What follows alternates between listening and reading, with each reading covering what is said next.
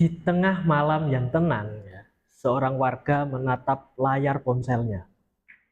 Notifikasi demi notifikasi muncul, menawarkan kesempatan menang besar.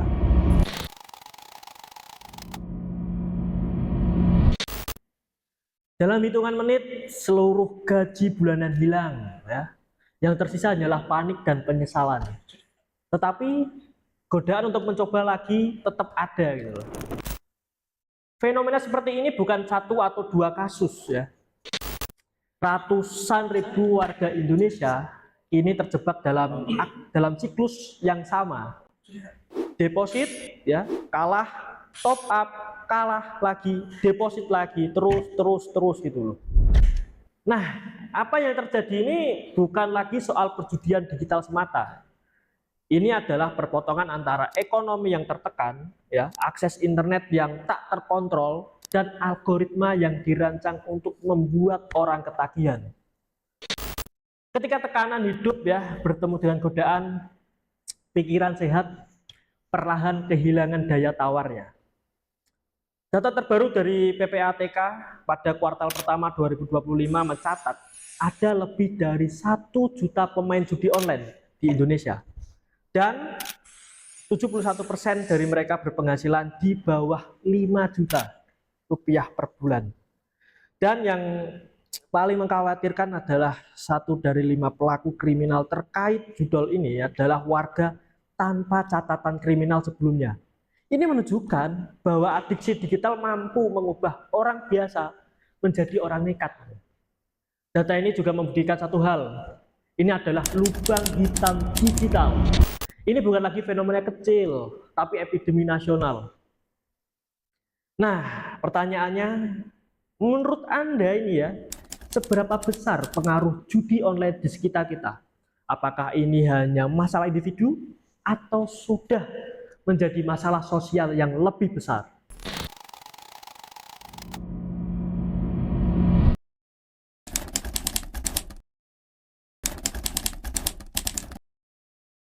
Awalnya itu saya coba-coba karena lihat iklan di sosmed saya dan ajakan teman itu sama influencer di sana.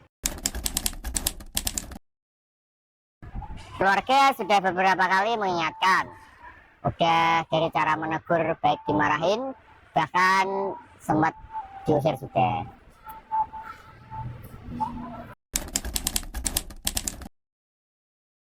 Ya karena mikir keluarga sih.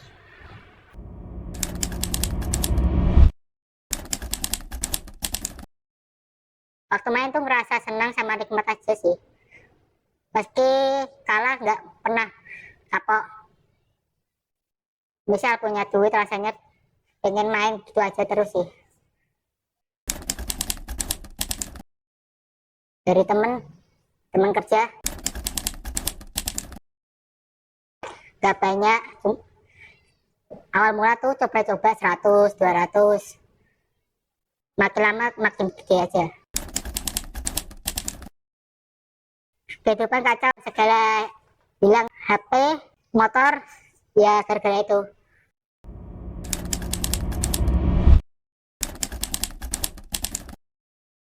Kalau saya pribadi sih enggak, tapi teman dekat saya tuh main. Dulu sih dia orangnya santai banget, tapi setelah kenal judol tuh dia masih jadi pemarah. Terus kalau tiap ketemu topiknya cuman modal, withdrawal, sama depo-depo aja katanya.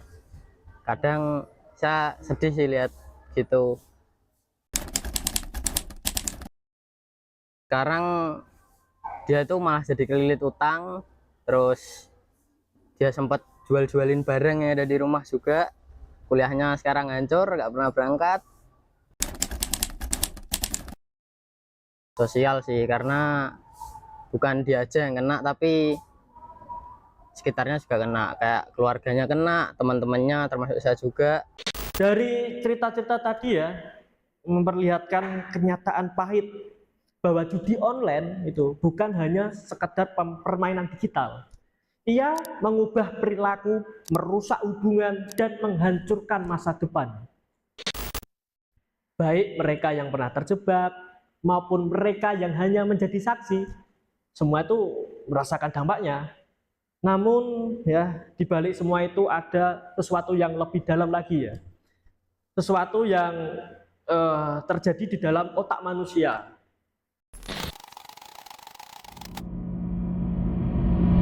Ini secara neurologis ya, judi online ini memicu pelepasan dopamin yang mirip banget dengan efek narkoba gitu. Setiap kali seorang menang ya, meski angka kemenangannya tuh kecil ya, otak tuh memberikan kayak hadiah gitu, berupa sensasi senang, euforia yang mungkin singkat, dan dorongan untuk mencoba lagi gitu. Yang lebih mengkhawatirkan, aktivitas ini itu perlahan mengubah struktural prefrontal cortex. Struktur prefrontal cortex ini ya, bagian otak yang mengatur pengambilan keputusan, kontrol diri, dan moral judgment gitu loh. Nah, ketika struktur ini terganggu ya, korban itu tidak lagi berpikir rasional dan mulai bertindak di luar batas kewajaran. Para peneliti ini menyebut perjalanan ini sebagai 4 fase ya, kecanduan judi online ini. Fase pertama yaitu winning phase, atau yang kita sebut dengan kemenangan kecil ya, membuat korban itu akan percaya bahwa ia punya bakat nih ya. Di sini nih dopamin mulai bekerja. Nah, di fase kedua itu losing phase ya. Itu kekalahan dianggap sebagai gangguan sementara. Nah, korban ini mulai mengejar modal. Ini adalah awal jebakan sesungguhnya. Nah, fase ketiga yaitu desperation phase. Logika ini mulai hancur.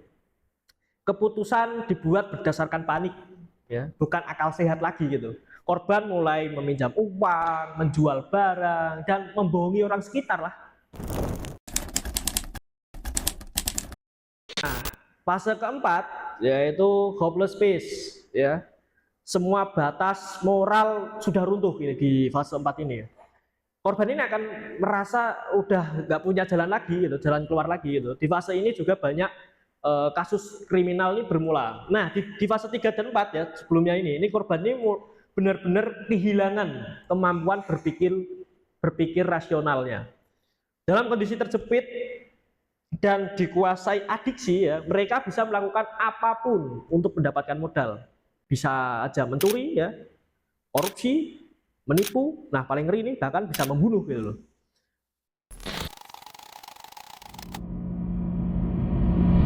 Nah, setelah melihat bagaimana judi online ini ya merusak otak dan perilaku seorang, ini ada sisi lagi gitu. Satu sisi lain lagi itu yang tidak kalah mengerikan, yaitu dampak ekonominya gitu. Karena ketika kecanduan bertemu tekanan finansial ya, yang runtuh itu bukan hanya tabungan seorang, tapi stabilitas ekonomi keluarga, masyarakat, bahkan negara gitu loh. Menurut laporan Kompas yang mengutip pernyataan Kepala PPATK Ivan Yustivandana, yaitu perputaran uang judi online pada tahun 2025 ini diperkirakan menembus 1.200 triliun rupiah. Wow, angka yang kasar setara dengan lebih dari separuh APBN Indonesia. 1,2 kuadriliun. Wah, uangnya kayak apa ini ya? Uang sebesar ini bukan hanya uang di kertas itu loh. Uang itu ya, di dalam itu tuh ada uang sekolah, modal UMKM, terus ada anggaran kesehatan, bahkan masa depan keluarga Indonesia gitu loh. Dan semua itu hilang, tersedot ke luar negeri, ke server yang bahkan tidak membayar pajak gitu loh, dan tidak memberi satupun manfaat bagi rakyat.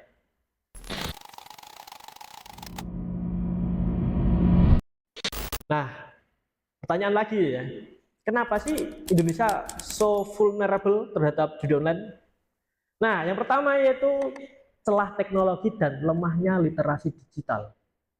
Kita hidup di negara dengan 210 juta pengguna internet, tapi menurut laporan digital literasi survei Kominfo tahun 2024 ya, tingkat literasi digital Indonesia ini masih berada di kategori sedang. Kategori sedang.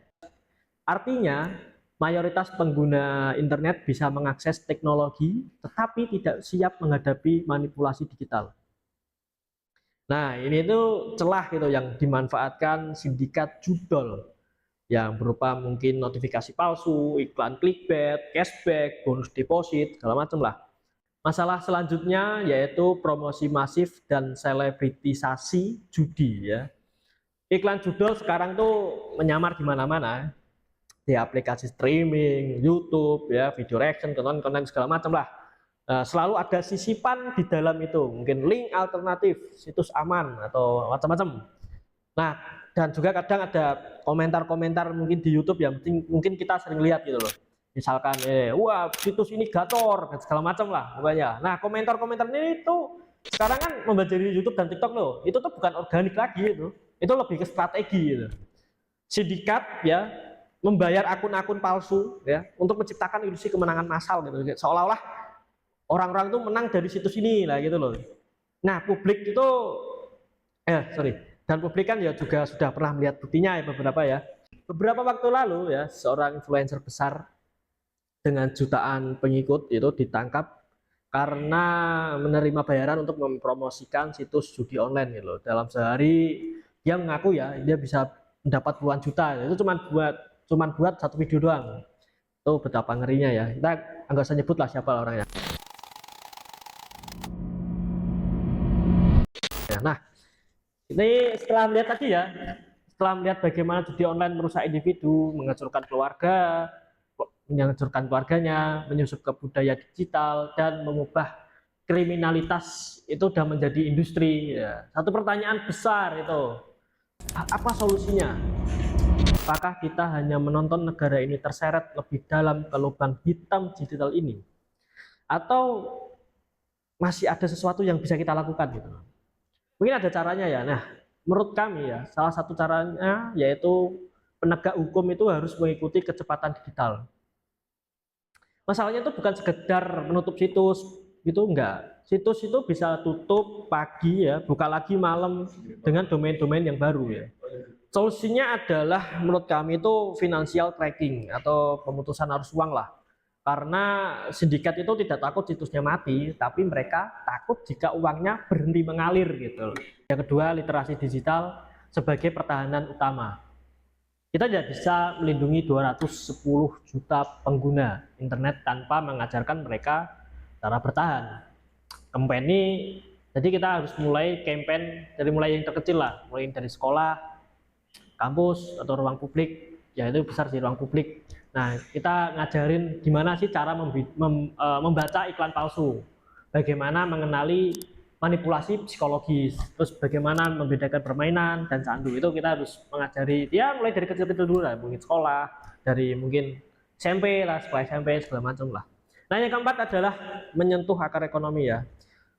Jadi gini ya, selama ekonomi rumah tangga itu masih rapuh ya, selama gaji mungkin masih pas-pasan ya, mungkin ya terbilang nggak cukup, imajinasi cepat kaya itu kayaknya nggak mungkin gitu loh. Kita mungkin lebih ini sih, kita perlu program literasi keuangan. Nah, mungkin kita perlu dari awal gitu dulu, program literasi keuangan. Akses atau enggak kita mulai akses pinjam legal yang mudah, mungkin dari pemerintahan gitu ya, dan penguatan UMKM agar masyarakat tidak lagi melihat judi online ini sebagai jalan pintas gitu loh. Nah, judi online ini masalah kompleks ya, tapi kompleksnya ini bukan berarti mustahil dihadapi, karena pada akhirnya yang dipertaruhkan bukan hanya uang ya, tetapi masa depan satu generasi.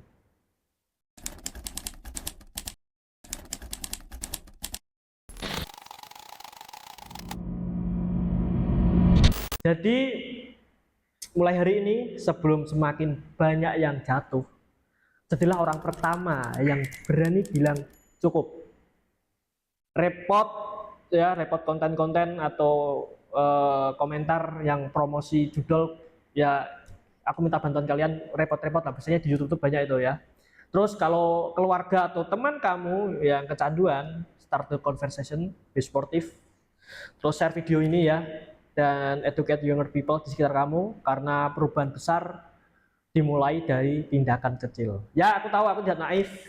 Aku tahu video ini tidak akan langsung menyelesaikan problem judi online di Indonesia, tapi kalau video ini bisa menyelamatkan satu orang dari jatuhnya kehancuran, atau mungkin mencegah satu keluarga dari kehilangan segalanya, ya it's worth it, bro. Dalam hidup yang penuh tekanan, jaga ritme dengan kesadaran. Dalam jalan yang penuh godaan, jangan tergelincir oleh iming-imingan, karena masa depan bukan soal keberuntungan, tapi ketegasan dalam pengendalian.